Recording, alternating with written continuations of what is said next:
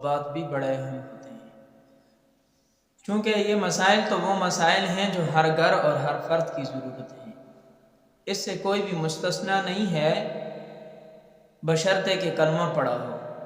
ہاں، جو دائرہ اسلام میں نہیں ہے تو ظاہر سی بات ہے ان کو ان سے کیا غرض، ان مسائل سے کیا غرض۔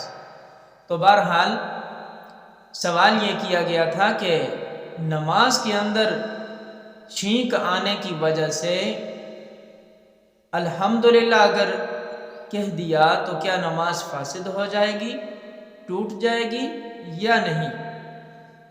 تو یاد رکھیں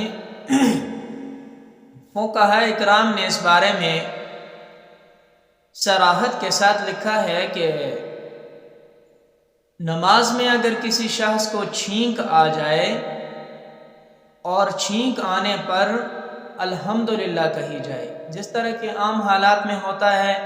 عام حالات سے مراد یہ ہے کہ نماز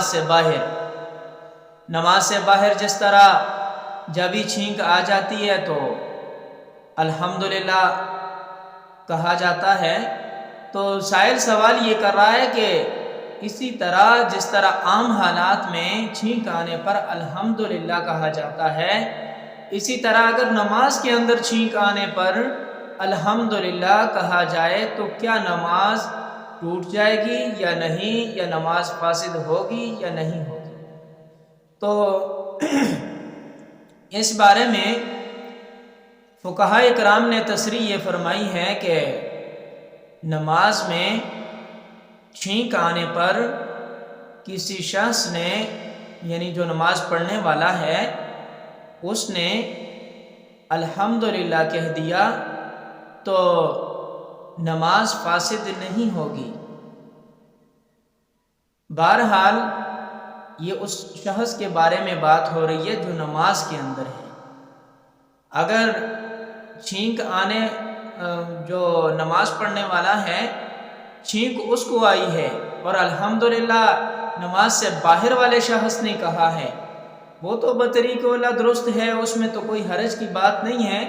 جبکہ احادیث مبارکہ میں چھینک آنے پر جو الحمدللہ کی ترتیب بتلائی گئی ہے، وہ جس کو چھینک آتی ہے وہ الحمدللہ کہے، باقیوں کے ذمہ یہ نہیں ہے، باقیوں کے ذمہ آگے سننے والا یرحمک اللہ۔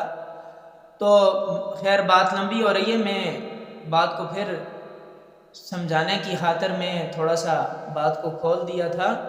تو اصل بات کی طرف آتے ہیں کہ جو نماز کے اندر چھینک آنے پر الحمدللہ کہا جائے تو کیا نماز ٹوٹ جائے گی یا نہیں، یا نماز میں کوئی فرق پڑے گا یا نہیں پڑے گا؟ تو اس بارے میں فقہاء اکرام نے فرمایا ہے کہ اگر نماز کے اندر چھینک آ جائے اور چھینک آنے پر الحمدللہ کہہ لیا جائے تو اس سے نماز فاسد نہیں ہوگی، درست ہو جائے گی۔